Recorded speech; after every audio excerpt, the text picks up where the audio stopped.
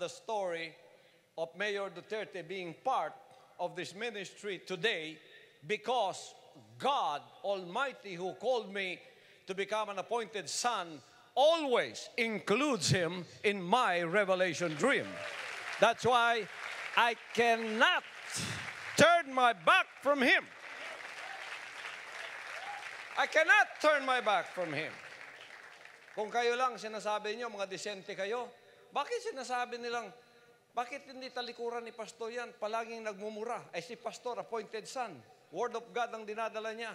Kung ako wala sa Diyos, matagal na kami sigurong naghiwalay ni Mayor Duterte dahil yung daan namin pa ganun. But you know, God in heaven does not look on the outward appearance. He looketh on the heart. He looketh on the heart.